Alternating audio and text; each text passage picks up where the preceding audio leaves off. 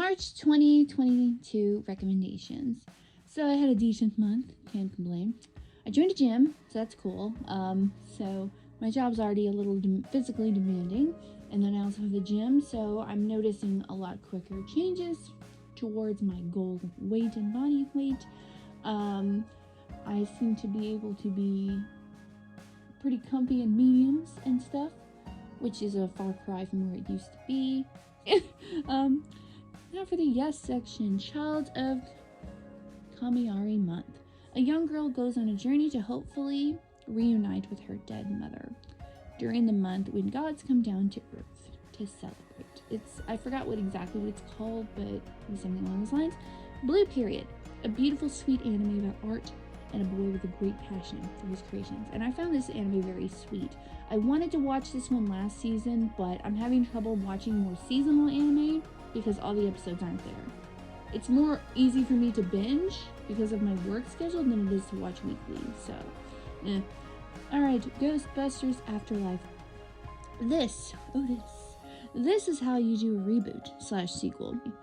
This is a sequel of the original first movies. So it's technically not a reboot, but I feel like anything after this long period of time is another reboot to rehash everything, even though Ghostbusters has always been popular and, always. But this movie's beautifully done and perfect continuation from the other storylines, and I think it was really amazing. And this is how you do something. A lot like Cobra Kai. It's one of those things when you take something that is something people really love, and there's a way to do things sensitively and perfectly to where you don't just destroy a franchise and hurt everybody's feelings. It's perfect. And this is how you do that. Worst Roommate Ever. A docu-series on different horrible roommates that have done terrible crimes, some more worse than others. I do remember a lot about these stories from ID, because I'm an investigation discovery nut. So a lot of these stories I had already kind of seen, but the way that this documentary put them together was really cool. AI Love You. This movie's freaking cute. This is cute. So this building AI falls for a human, and it honestly is one of the cutest things I've ever seen. More relationship goals that I'm jealous of. But the buildings in this world are all alive. The buildings are smart buildings. The buildings are giant robots. It's adorable. And the robots are trying to get them together. It's cute. Dude, it's cute. Inheritors. An older K-drama. I finally got around to it because, it takes me a while to get around to things. But anywho, it's about rich kids being the ones who inherit things, and a love story mixed in, because of the title. Heartshot. I'm so mad at this. I'm so mad at this short film. Okay. So I can even remember exactly when I watched this. I had ordered a pizza from Papa John's, and I had ordered a side of wings. And I was watching this short film. And the story was amazing, and it just ended, and it really hurt. I was like, this story, this plot, it's amazing. And then it just ended. So this girl can't move on with her girlfriend because of her past. She doesn't say what her past is yet. She ends up being a part of a family of assassins because this assassin breaks into their house and kidnaps the girlfriend, and it ends, and I need more please. Turning Red. Dude, this movie's adorable. The end had me crying. This new generation of Disney movies centered around a family issue instead of a villain are amazing, and I really hope they keep these up.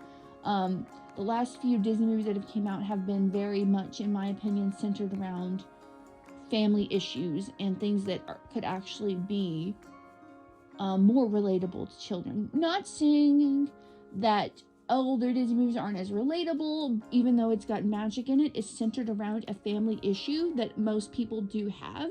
I think is very nice, and I hope that they keep building on these kinds of movies. I prefer them, honestly, to there's an evil villain in the back. I love a good villain. Everybody likes a villain.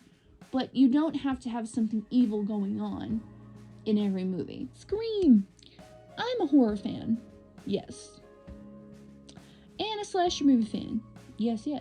So, the Scream series has a special place in my heart. So I was low-key scared when I heard that they were making a new one. I didn't get around to going to watch this at the movies, but, Amazon Prime came through, like always. And I was kind of, going into this a little worried, like I said, about this movie, because the fourth Scream was mediocre at best. not bad, but just, something in it hurt my soul. I'm not going to mention it, but something in it hurt my soul to the core. But I think if they continue with the storylines they introduced, I think it can be a more fun series if they would like to continue on it, which I kind of low-key would like for it to end, because series are precious to me, and sometimes when you keep adding them, they become not so special. So low-key want more, low-key do not. Wise man's grandchild, an isekai, but a very good one. The story kind of follows the normal formula, but our OP protagonist, however, he's dumb in the way of the world he's in, and I think it's kind of cute. The Andy Warhol Diaries. This documentary was beautifully made. Every part of it was just gorgeous. The way they filmed it, the AI they had reading his lines from his diary, the filming, the pictures, just everything. It was very well put together, and I think it was very beautiful. I think it was a great way to remember Andy Warhol and to find out more about him. His story is amazing and sad, and I think it's a great experience. Wounds. This movie's low-key very confusing, but something about the lines of a phone and a ritual and being cursed, bugs coming out of armpits, maybe I'm just dumb, I don't know, but low-key was very confused. LOL. Rosemary's Baby. Just for the record, when I was looking for a picture for Rosemary's Baby, I've always wanted to watch this movie because it was a classic horror movie. It's, it's one of those horror movies everybody says you need to watch, for a while, and I like my horror, and I do love my classic stuff, I do, and I know it's based on a novel, and I'm always here for anything based on a novel because it's usually bomb. I got to see it, and this movie was controversial at the time, and I can see why, and I think it was very well done. Rosemary should have chunked the baby out the window at the end. That's the ending I would have wrote. If I had written this story, I would have had her, chunk the baby out the window, but, whatevers. I did see that they're going to try to make Rosemary's Baby a miniseries, and I have a feeling it's just not going to work, but, we'll see. We might watch that when it comes out. Funbear Loki-chan, I think that's how you say that. This is a short anime about coworkers having an office romance, and I'm jelly of the cuteness, because, I love it. I'm jealous of everything. Okay. Bad vegan fame, fraud, and fugitives. This story is crazy. Every single part of it. And half of the stuff that was going on in the series, I was just like, wow. But you need to watch it. The Great Robbery of Brazil's Central Bank. The story of someone robbing a bank by digging a hole into the bank. I didn't think this thing existed outside of cartoons. Outside of the Looney Tunes world, but here we are. The Adam Project. A timeline story about a young Adam and his older self, played by the amazing Ryan Reynolds, going back to try to fix something in another timeline, and such and such. You know how these stories usually go. I thought it was very good. I thought the effects were beautiful, and Ryan Reynolds, we all love Ryan Reynolds. He's like a treasure. Everyone loves Ryan Reynolds. I just love him. I think he's a really good actor, and I think he's a good person, and I just guess everybody likes him. Tanya, the story of Tanya Harding, and man, the story was sad. It was really sad. And very traumatic. I really hope she's doing well. I know that the last times how I was introduced to Tanya Harding was I always watched the show called World's Dumbest. It came on True TV way back when I was in high school. I'm pretty sure it doesn't exist anymore, or did it come on Spike? I don't know. I want to say True TV, but is True TV even a channel anymore? I don't know. I don't have cable. I just have, my $80 of subscriptions. But so I only found out about her from that. So I was not really, I knew of her, the controversy that she was involved in, but however, I did not know anything about her story, and man, I felt bad.